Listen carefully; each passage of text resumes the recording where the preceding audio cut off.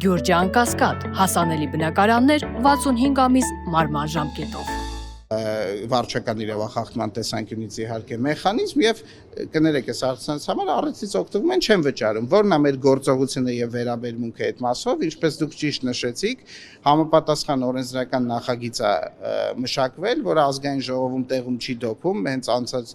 շաբաթ մենք ունեցել ենք աշխատանքային քննարկում ազգային ժողովի գործընկերների հետ, որոնք որոշ հիմնավոր դիտարկումներ են անում, որոշ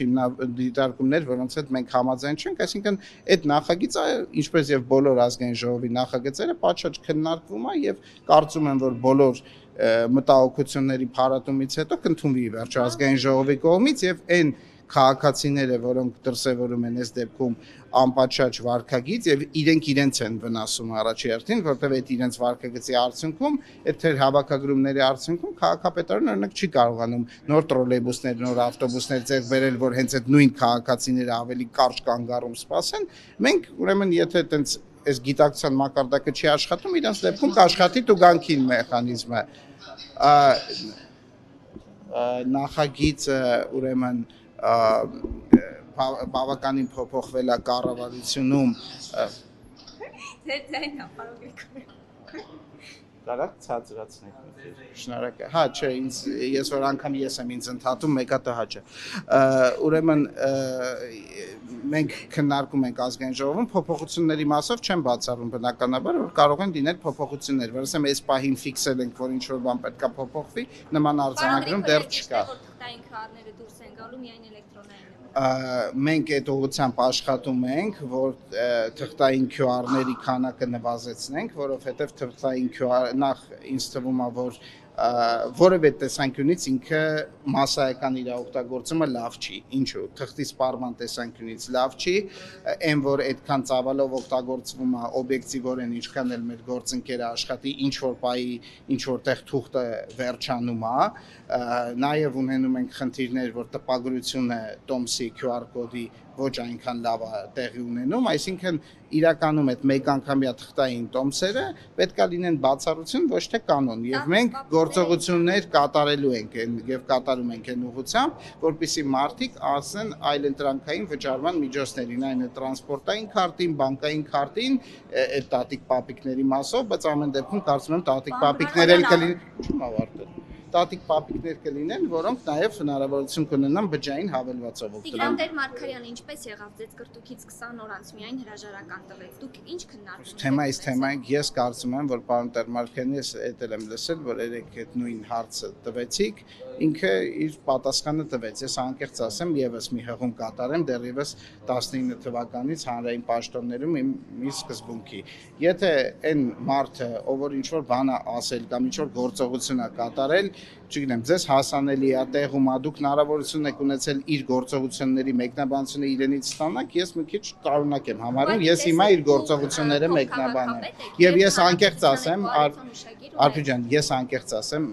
նայեք, տեսեք, ես իմ մոտ բացարձակապես զարմանք չի հարուցել են հանգամանքը, որ այդ դեպքից հետո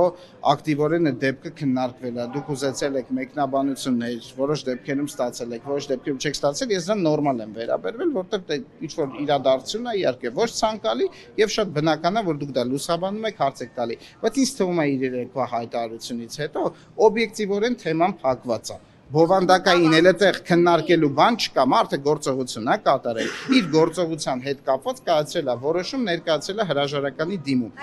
Շարունակելը դա քննարկելը իմ կարծիքով տենց ինչ որ հետաքրքիր թեժ թեման արհեստականորեն տակ պահելու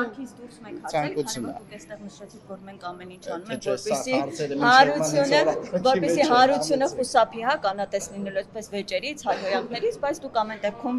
ԿՊ անդամ եք կուսակցության, ձեզ մեկ հարց։ Օրինակ դուք ինչպես եք վերաբերվում, որ արդեն քանի օր է վարչապետի տիկինի իր էջում այսպես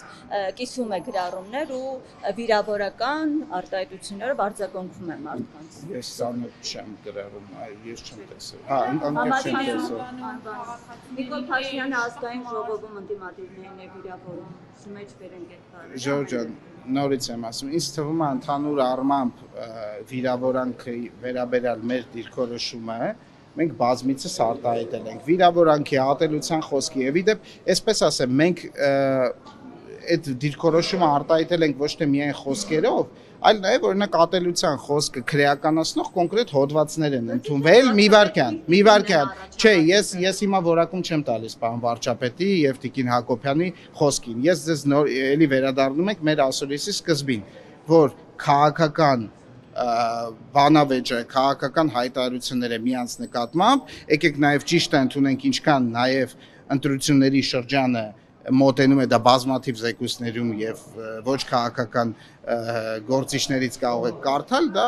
քաղաքականության մեջ աքսիոմատիկ ճշմարտություն է։ Ինչքան ավելի մոտենում են ընտրությունները, այդքան խոսույթը թեժանում է։ Հետո ընտրություններից հետո որոշակի մեղմում է, հետո մյուս ընտրություններին ընդառաջ էլի թեժանում է։